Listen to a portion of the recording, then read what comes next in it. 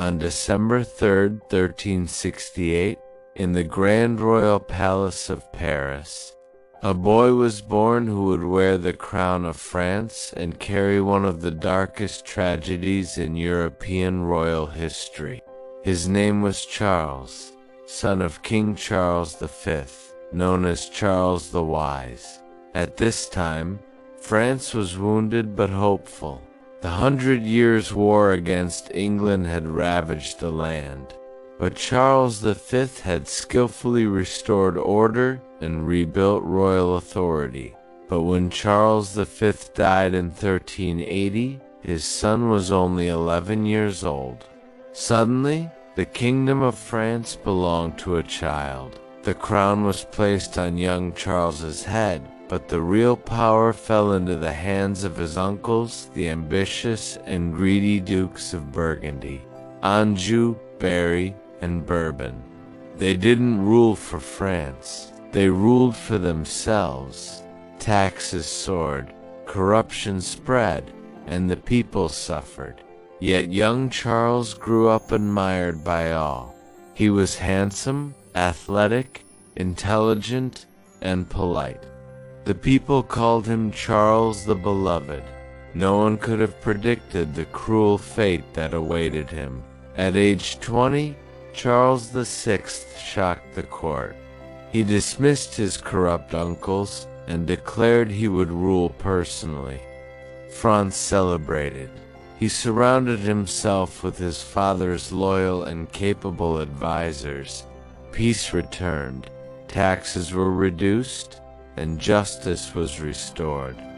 For a brief, shining moment, it seemed like a golden age had begun. He married the beautiful Isabeau of Bavaria, and the royal court sparkled with hope. France believed the worst was over. They were wrong. In the summer of 1392, everything changed. Charles was leading an army through a forest near Le Mans. The heat was brutal, and the king was exhausted. Suddenly, a ragged man darted from the trees, shouting, "Turn back, King Charles! You are betrayed." Moments later, a lance accidentally fell from a page's hands, clanging against his helmet. Charles froze. Then, he screamed.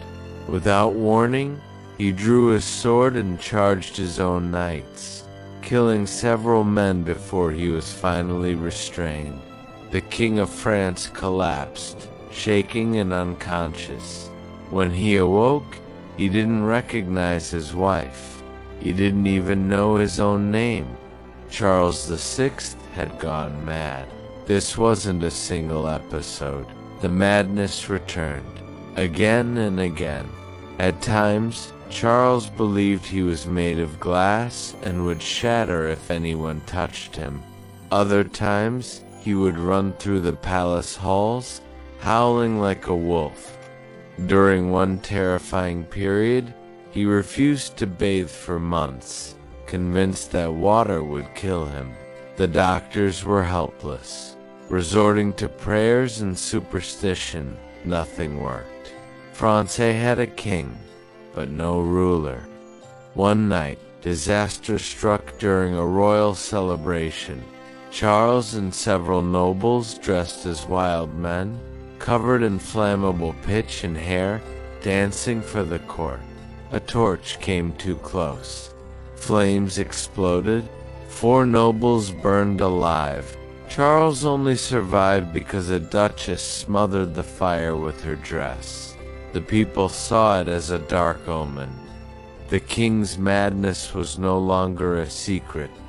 With the king incapacitated, power fell back to the princes. 2 factions emerged: the Armagnacs, loyal to the king's brother, and the Burgundians. They hated each other, plunging France into a brutal civil war of assassinations and intrigue.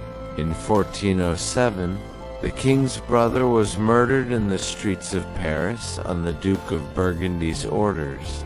France was tearing itself apart. During his brief moments of clarity, Charles VI would weep. knowing something was terribly wrong. But most of the time, he was a puppet. Orders were issued in his name, treaties signed without his consent.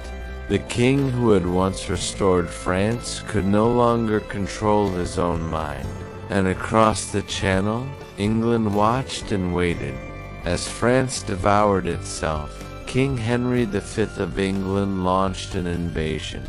The divided and arrogant French army met the English at Agincourt. It was a catastrophe. Thousands of French knights were slaughtered by English long. France's military pride was shattered, and Charles VI, lost in his madness, could do nothing. Then came the final, devastating blow. In one of the most tragic moments in French history, a mentally broken Charles VI was manipulated into signing the Treaty of Troyes. This treaty declared that England's King Henry V would inherit the French throne, and Charles's own son, the Dauphin, was France was effectively handed over to its greatest enemy. Many believed Charles didn't even understand what he was signing. In his final years, Charles VI lived in shadows, wandering palace halls, screaming at invisible enemies, or sitting silently, staring into nothing.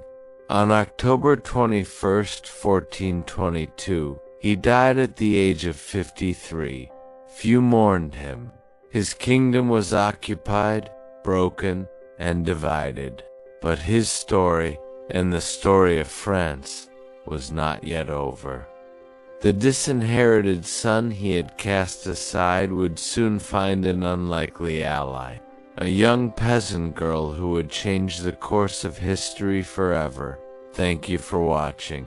If you found this story as fascinating as we did, be sure to like this video and subscribe to our channel for more tales from history. We'll see you next time.